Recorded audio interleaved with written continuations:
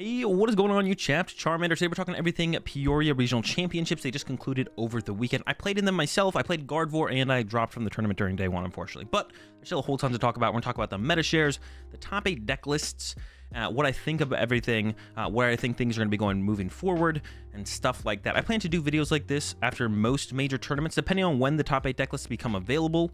It's not always immediate that we get access to all the top 8 deck lists. For North American events, it's pretty quickly usually, but for Latin American and European events, a little bit more up in the air, and I have no idea what to even think about Australian events. So I'm going to try and do these pretty consistently after every major tournament, but, you know, we'll see what happens. Let's start off by taking a look at the meta percentages for the Peoria Regional Championships. We'll start with the day 1 meta percentages, and we'll see how they kind of evolve into day 2. We won't talk about the day 2 meta percentages too much, but yeah, day 1, top 6 most popular decks from the tournament was the Charizard EX at number 1 at 15%. My prediction was that it was going to be 10%, and I think after this tournament, it will probably fall down to that 10 to 12% range. I think it'll still be one of the most popular deck and powerful decks in the format. But yeah, I was predicting 10% going into this tournament. The 15% was definitely a little bit of a surprise to me, but it did have a ton of hype after the Curitiba Regional Championships. I thought it would kind of die off a little bit by the time we got to Peoria, but apparently not. Stuck around at that 15%. Unfortunately, though, there was no top 8, so a little bit of a disappointing run, I think, from Charizard overall. For it to be the most popular deck and 0 top 8s, there was still 3 in top 16, so it was close, but just not quite there. So a little bit of a disappointing run from Charizard overall, so it'll come down a little bit, like I said, to that 10% mark. Lugia, Archeops up next at 13%. Now, this is colorless Lugia and single strike Lugia combined, I believe. My guess would be it's probably around like 9% colorless, 4% single strike. Definitely more single strike than I thought there would be at the tournament, and some decent players playing it as well. I thought most people would be on that colorless hype train, like I was personally, but yeah, a lot of people stuck with the tried and true single strike. Lugia also did not have a great finish overall. The top placing Lugia build was, or the top 2 placing Lugia builds were colorless Lugias at 18th and 19th, but no top 16 even for Lugia, coming at the 13, or the second most popular deck at 13%. That's also a little bit of a disappointment, I would say, for being the second most popular deck in the tournament. And I think Lugia will probably stay around this number, pretty close to in the 10% range, 10 to 12% range, I think, for Lugia moving on from here. I still think colorless is one of the most powerful decks for sure. Still, it's one of my favorite decks to be playing currently. It was one of my top 2 choices going into the tournament. I was a big fan of Gardevoir and colorless Lugia. Ended up going with the Gardevoir. Didn't work out great. Could have worked out better with colorless Lugia. Who knows? One deck that definitely did show up more than I expected and also performed very well was the Miraidon EX. 12% it showed up at. My prediction was 8%. I think it will come down maybe a little bit to the 10% range. But if it shows up at 12% again in Sacramento Regionals here in this coming up weekend, I wouldn't be surprised at all. But yeah, Miraidon, not only did it show up at 12%, third most popular deck in the tournament, but it also performed 2 in the top 8. It's actually kind of unfortunate that Jesse and JW hit each other in top 8 and weren't maybe able to get like a, it would have been cool to see like a finals, Miraidon Mirror finals from the teammates of testing partners. So yeah, Miraidon 12%. Not only did it show up very popular, it also performed. There's a couple more in top 16 as well. It was really killing it going from day 1 to day 2. There was a bunch in like the top 8. The players with the top 8 best records going from day 1 to day 2. There's a bunch in there. Gardevoir 11%, around the 10% mark is where I predicted Gardevoir to be. There it is at 11%, and it performed okay. There was 1 in top 16, there was 1 in top 8, and they're scattered out throughout the rest of day 2 a little bit as well. So it did fine, and that's what you'd expect from Gardevoir. In my opinion, it still is the best overall deck in the format. I think we'll start to see a little bit less play from it, though. I think we'll probably see Gardevoir start to dip down towards that 7% mark. 8 or 7% mark going forwards. That would be my prediction for Gardevoir. It's a really tough deck to play consistently well throughout a day of Pokemon. I think that's why we actually don't see Lost Tina up on this chart. Lost Tina is a really hard deck to play very well. I also don't think Lost Tina has quite the power ceiling that Gardevoir has. So I think Lost Tina overall is a worse deck than something like Gardevoir.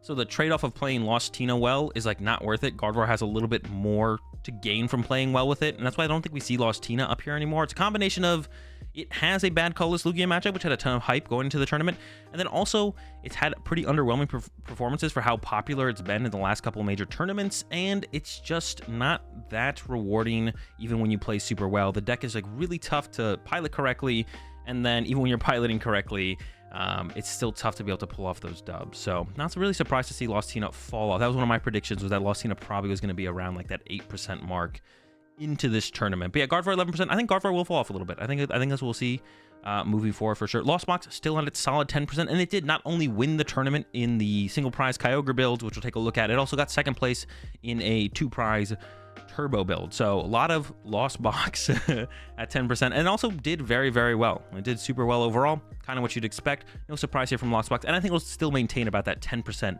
moving forward for sure. Chi and Pow was the 6th most popular deck of the tournament. 8% did pretty well as well overall. There was 1 in top 8, and there's more scattered out through top 32, top 64 of day 2 as well. So Chi and Pow did pretty solid overall, and it's definitely gained a little bit more steam than I thought it would going into this tournament. I was expecting this deck to be like a 5% deck going into into Peoria. I think moving forward, I actually probably maintain like this 8% mark. I think a lot of people really enjoy playing the deck. I think the deck's super fun to play. I'm a huge fan of it. I don't think it's the best deck in the format. I don't think I'd probably play it to a tournament ever personally, but I think the deck is a ton of fun, and that I think is enough. It's a really good deck that's a ton of fun. You don't have to try and be playing the best deck for every single tournament or the best deck in the format. If you just pick up a deck that you really enjoy, that's like good enough most of the time. So that's the top 6 there. I have no idea what is after that. I don't know what the 7th most popular deck or anything like that is. That's where I think they'll probably be headed moving forward to Sacramento this week. Let's go ahead and take a look at how it evolved over to day 2 real quick. There's not too much to see here. Usually what you'll see is that like the best decks usually become a little bit more popular depending on how good of a play they were. And we see Charizard did actually become 19% of the meta going into day 2. Gardevoir became 14%, so increases there. Lost Box gained 2%. Miraidon did lose 1%, but if you maintain about the same percentage or gain, that's what you'd expect from some of the best decks in the tournament to do, because all the other decks and like weird decks that people bring to tournaments not expecting to actually like, you know, do super well with them or anything like that kind of fall off, of course. Chi and Pow came up to 10%. Lugia did take a hard dip, so it seems like Lugia was probably not the best play at this tournament. So one of the things that I was a little bit under-tested with the colorless Lugia was the Charizard matchup. I wasn't quite sure how the Charizard matchup went. In the little bit of testing that I did get in that matchup, it felt like it was pretty close to 50-50. Same thing with the Miraidon matchup. Miraidon might be another matchup where Lugia comes up a little bit short. I hear all the time that Miraidon's favored against Lugia. Whenever I've played the matchups, it feels close. And I think Single Strike Lugia did have a little bit of a better time against Miraidon.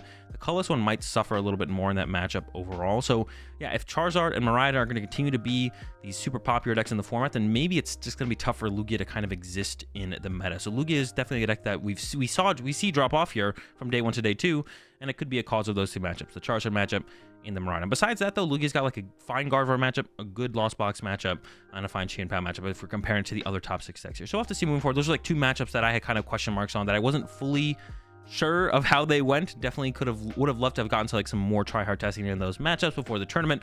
Maybe would have had a different idea about colorless Lugia. But yeah, we see it did drop off pretty heavily here going into the day 2. And that, of course, is probably going to lead to why it didn't have such a great overall result in day 2. So that's the meta. Those are my thoughts on the meta from Peoria. Now let's take a look at these deck lists. And we're just going to start from the 1st place list down to the 8th place list. So we'll take a look at Raymond Long's Kyogre Lost Box here. It's a single prize Kyogre Lost Box. There's still the Pidgeot in here, so Raymond's still valuing the power, the potential of the Forest Steel Stone, so still plays that 2 prize Pokemon. But besides that, everything you're going to be attacking with, I mean, you could attack with the Pidgeot. I just don't think, I mean, I'd be curious if Raymond ever attacked with the Pidgeot. My guess would be no, but I guess it is possible.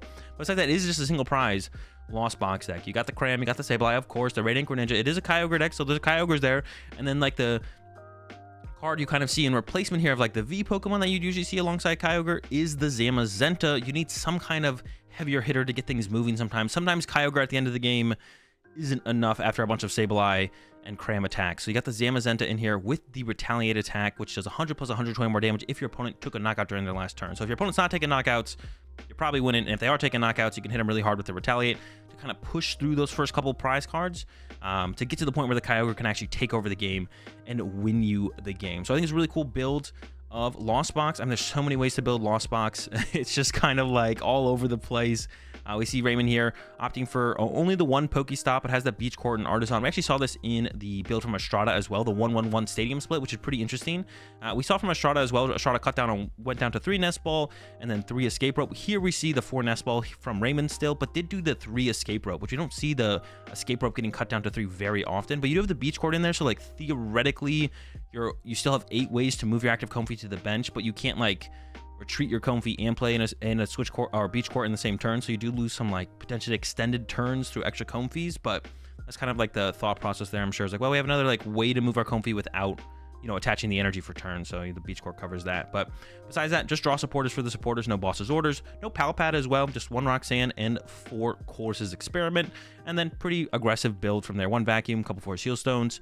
I guess aggressive as far as like Kyogre builds go. You're not trying to like attack with a Dragonite or anything. You're not trying to like turn 2 Zamazenta or turn 2 Sableye. You're comfortable with like turn 3 and all that stuff. Attack with Cram, then you get access to your Mirage Kits, could hit him up with a Zam, could hit him with a Greninja, and you kind of go from there. So a very solid Lost Zone deck. Kyogre winning back-to-back North American Regionals is pretty interesting. Strata won with the 2 prize build. Here we see Raymond winning with the 1 prize build. I actually am not sure which one I think is better. I've just not been playing very much Lost Box at all recently, so I have no clue which one of these I like more. The 2 prizes, the 1 prizers. I always like the idea of the 1 prize Lost Box decks more. Are they better though is the question. I'm not sure. Second place, we did have Jack Carter with a 2 prize Lost Box deck, but no Kyogre, a very turbo-centered build. Usual suspects in the attacking lineup, no Drapion. So being like, hey, Charizard's going to show up to beat Mew. Do I really need the extra, you know, tool to beat Mew? I'm going to go ahead and say no and just run it like this. The Mew matchup is definitely still winnable. If you get like an early 2 prize knockout with a Dragonite or a Raikou on a Genesect or a Mew, then Greninja plus Sableye can clean up some Genesects on your opponent's bench. But it's definitely pretty tough, I would say, without the Drapion, because you do put yourself in like Iono to 2 range and stuff like that.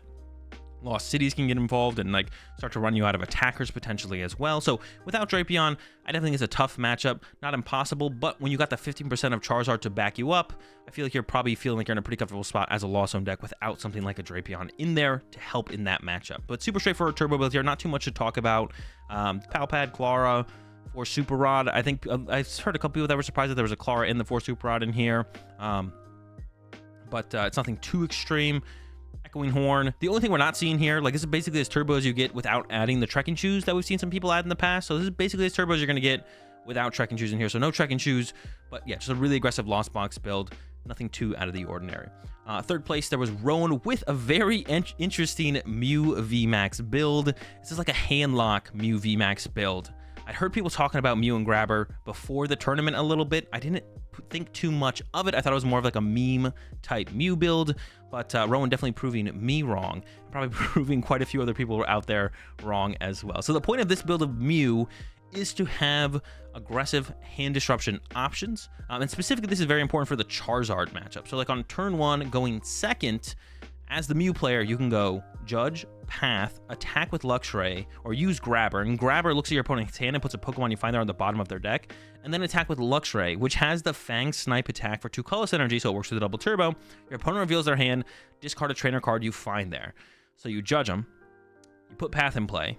Maybe you get the Grabber, hit him with the Grabber, and then you also hit him with the Luxray. So let's imagine you judge them, and in their hand they have let's say playing against a Lugia deck, and they draw into Luminion and Research. Well, then you put Path into play, so they can't use Luminion, and then you attack with Luxray, and then you look at their hand, and you get rid of their Research, and now you've completely handlocked your opponent. They can't use anything out of their hand, and you're guaranteed to basically get the first knockout on your next turn, as long as you have the pieces to attack with Mew next turn, or like a Vacuum to bump your own Path to then draw with Genesect and get that KO. So really, really cool handlock Mew builds here from Rowan. Sells the box of Disaster in here for the Guardy matchup.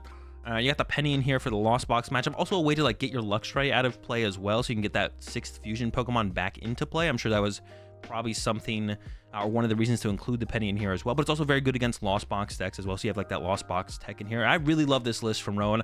I'm definitely excited to try this out. If there's any deck out of this top 8 that I'm excited to try out and see how it works and see all the cool plays you can make work with it, from the Luxray and the Grabber, after you judge them, like there's so many cool ways you can just be. You're gonna have a lot of people conceding. You're gonna go like Judge, Path, attack with Luxray, and they're just gonna concede instantly on PTCG Live. So you're looking for some free dubs on PTCG Live, really quick ones where you just like play out your first turn and your opponent realizes what's happening and concedes. Pick up the Mew Vmax handlock build from Rowan. 3rd place list. Yeah, this deck is super sick. Definitely recommend you all try this out if you're looking to have some fun. A couple Miraidons here from JW Krewall and Jesse Parker. Jesse with 2 top 8s in a row is a sick achievement. Got 2nd place at Pittsburgh, runs it back with the Miraidon, and gets a top 8. Loses to JW in top 8. Unfortunately for them, you know, testing partners, both playing the Miraidon, hitting each other in top 8 is definitely something that feels a little bad. But, I mean, both being in top 8, you can't complain too much, right? So the lists are a little bit different here. We see that JW is going for the Mew EX, as well as the Beach Quartz. And then we see Jesse here has the no Mew and then has escape ropes over the beach courts here. And then also, I think another little bit of a different count here in the Iono. So none of those things are really too important. The one thing we'll talk about, I guess, is like the Mew EX. It is a free retreater, but we see that they're both rocking the Flying Pikachu as well. Neither choosing to play the Luminion at all. Has the Mew in here, though. The Mew's really powerful potentially in the Charizard matchup, because if your Charizard opponent's at 1 prize card, you can 1-hit KO a full HP Charizard, or the Mew can copy the Radiant Greninja and utilize that attack to get like double KOs on Comfeys or Ralts or Curlies if you're against Lost Box or Gardevoir. And we see both of them switching to the path build, path-centered build with 3 paths to the peak. 3 path to the peak each, because the Charizard matchup, you need some way to slow down Charizard, or you just kind of get run over. So you need to get some cheesy Judge Path combo, similar to what Rowan's trying to do with the Mew build. The Judge Path combo is really, really strong against Charizard, no matter what deck you're playing, as long as it also isn't like hurting you that much. So Miraidon trying to do the same thing here. It's fast, aggressive knockouts, and then hit him with the Judge Path, try and slow them down, and that's your win con against Charizard. So no surprise to see the majority, if probably not all Miraidon players at Peoria switching to the paths in the Miraidon deck, because it's like your only real win condition against Charizard. If you just play the beach courts and stuff, you're just going to get run over by Charizard. You're not shutting down the potential of the turn 2 Charizard attack with its ability, or shutting out the mid-late game Pidgeot searches to get whatever they want and do whatever they want. You're just going to lose the game. So you need the path to the peak. So no surprise to see both of them here showing up with the path build instead. Moving forward, I would probably say path is still correct. I think, like I said, I think Charizard will still probably be about 10% of the meta, and Miraidon will also still probably be about 10% of the meta. And going first in the Miraidon mirror and pathing after you've set up your board with your Miraidon is really, really powerful. So not only is it a great tool in the Charizard matchup, the Gardevoir matchup, I mean, even like the Chi and Pound, the Mew matchups is good as well. Sometimes you would just value being more consistent and a little bit more straightforward, having the own power of like your own beach courts, freeing up more space in the deck as well, because if you like play beach courts as your stadium, then you don't have to play like the 4 switch cards that we see Jesse played here, 2 escape rope, 2 switch cards. So a lot of switch cards in Jesse's build. You would play like less switch cards if you're having beach courts in your stadium counts, and it would overall just free up more space in the deck, so you can have just more consistency cards and try and just be a more powerful deck overall. But depending on the meta, Path to the Peak is going to lead to a higher win percentage. I think we see that as the result here for both players. You know, switching to the Path, both in top 8. Path was definitely the right pick for this tournament. Moving forward, it'll probably be the right pick as well. Like I said, Guardy, Charizard, Mirror Match, even other stuff like Chi and Pound stuff, it's good again. So even if it's like not necessary in some other matchups, it's not a bad card to have around, even if you'd prefer to be the more aggressive build without Path to the Peak. When the decks that are popular, like the Gardevoir, like the Charizard, where you need Path to the Peak, or even Mirror Match, like I said, really good Mirror Match, definitely gonna favor the paths over anything else. 6th place list here from Terrence Miller, the Sablezard. I've not been a huge fan of Sablezard for a little while personally, so I was a little bit surprised to see it pop up into the top 8, but I also haven't been really trying out the Sablezard. But the list here I think is really, really cool from Terrence. So we'll talk about a couple of the cards here real fast that kind of stand out as the tech cards or whatever you want to call them. So we got the Articuno in here with the ice symbol. This allows your Cramorants to do 120 damage, which is really, really important up against the Gardevoir matchup, because when Gardevoir attacks turn 2, theoretically, with Cresselia, you don't have a great way to deal with it. Maybe you get to 10 in the Lost Zone with Sableye, but if they're not knocking out your initial Cram instead of just Cresselian around your Cram, that's like one less switch card for you to work with, because you're not getting to push up a Comfey after they take a knockoff. They're just knocking out one of your Comfeys off your bench. So being able to have your Cram knock out their Cresselia by just benching Articuno is like a really, really powerful play. We got the Ditto in here, which is effectively like a 5th Comfey. If you open the Ditto, or if you Nest Ball or Battle VIP Pass for the Ditto, and then you get that Ditto into the active to become a Comfey, or even a Cram, depending on the situation, it kind of like thins out your deck of 1 card. So you're kind of effectively playing like a 59 card deck, and then it also increases your odds of just like kind of raw opening the Comfey, because if you open a Comfey or the Ditto, you either open a Comfey or the Ditto becomes a Comfey.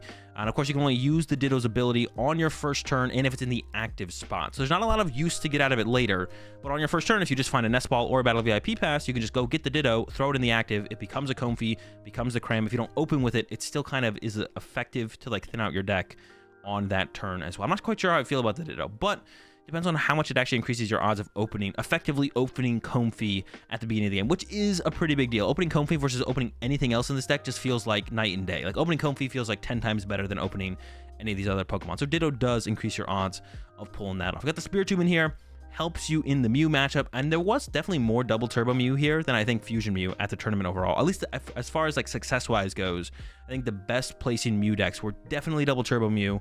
Fusion Mew was like nowhere to be seen, which makes sense. The Charizard matchup is actually a lot harder for Fusion Mew than double turbo Mew, because that Judge Path combo, that the double turbo Mew can consistently pull off is like super powerful against Charizard.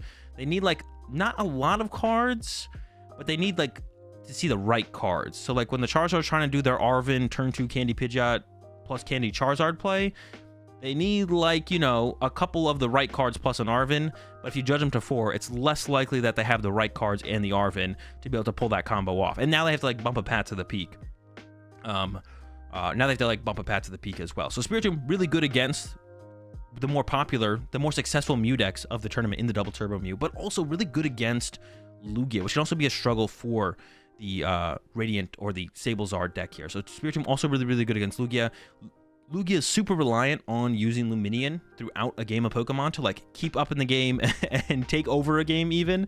So Spiritomb shutting down the Lumineon, stopping them from getting an early Burnett or a Research, maybe just leaving them with a dead hand, having to read the wind, can give you just enough time as the Sablezard player to actually get into a game and pull out a dub. So Spiritomb, pretty cool tech, gives you a chance against the Mew matchup, because without Spiritomb or Drapion, it's really hard to beat Mew with this deck. And then also gives you a stronger matchup against the Lugia deck, which can also be a tough matchup. Now, if the Lugia deck still draws perfectly, it's like, all right, whatever, they still kind of just win. But it gives you a solid chance to kind of slow them down in the mid early game and kind of take over from there. Support account, nothing too crazy. We've seen this supporter lineup before in the Sablezard. No cross switchers, but that's like not something that's super uncommon either. And yeah, just a pretty straightforward Sablezard from there. But I thought I'd talk about the tech cards. Also a Hawlucha in here, of course, to give yourself an edge with the Sableye damage and up against other Lost Zone decks, or just to clean up damage. Yeah, I don't think there's too much else to say here. Those are like the cool tech cards. Up at number 7, we have Brent Tonneson with the Gardevoir. Definitely a little bit of a different Gardevoir build than what we've seen in the past.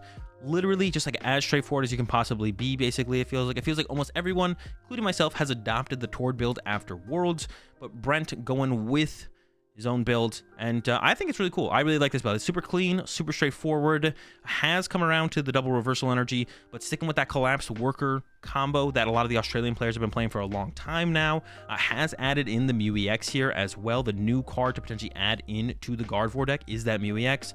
You can use the genome hacking. Like I said, you can copy Charizard's attack. You can one-hit KO with that. But the main attack you're copying with Mew EX in the Gardevoir deck, I think for sure, is the Radiant Greninja attack. Now, most decks that play Radiant Greninja play Manaphy, but not every Gardevoir deck plays Mew. So do you really want to go to your way to bench a Manaphy as a Chi and Pow deck or as a Lost Box deck when you go up against Gardevoir?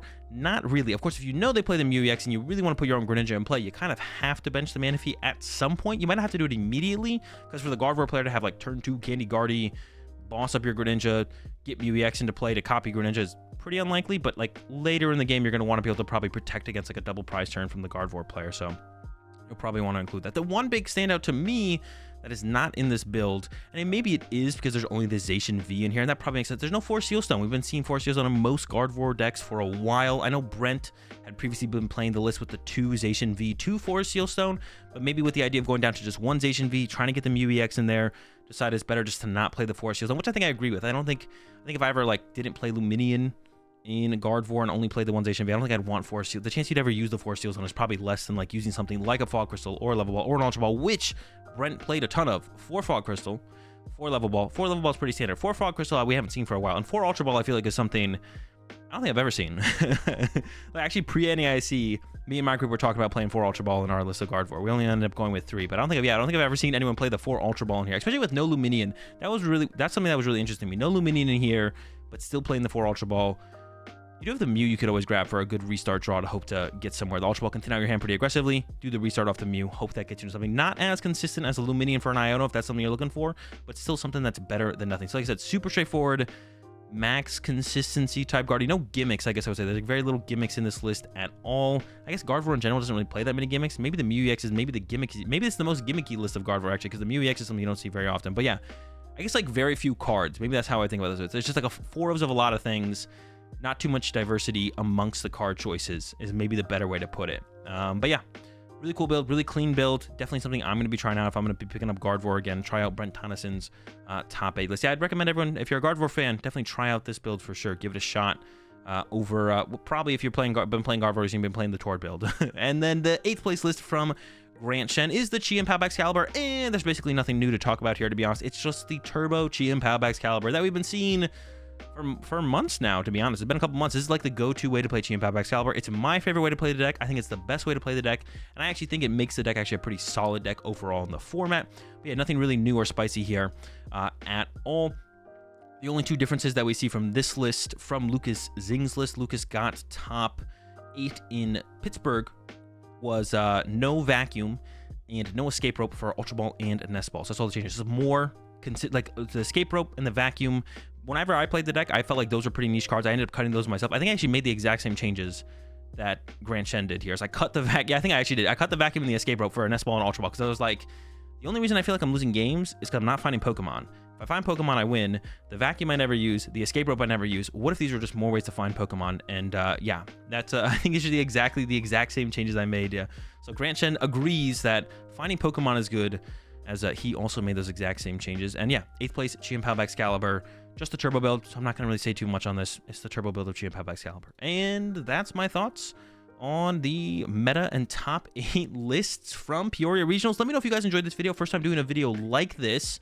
I want to try and do them after every major tournament, and it depends a little bit on when we get the information for the top 8 lists. For North American events, it usually comes out pretty instantly. Like it's like 2 days after Peoria Regionals, and we have the all the day 2 deck lists. All of the day 2 deck lists here are available on Limitless. So for the European events, the Australian events, the Latin American events, it's a little bit less predictable as to when we'll get the information of what the top 8 lists look like, let alone the meta information, which I'm a little bit more interested myself more often than not. It's not exactly what everyone's top 8 lists look like. We'll get those eventually, but I always like to know what the meta shares look like from day 1 and day 2. That's what I'm always most curious about personally, and we definitely get a lot less of that from like the tournaments in Australia and Latin America, I feel like.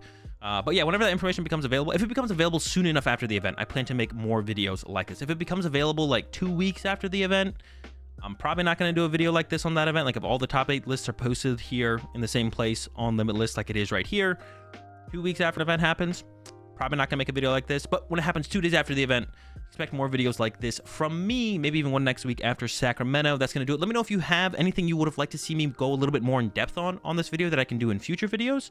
And I'll catch y'all in the next video.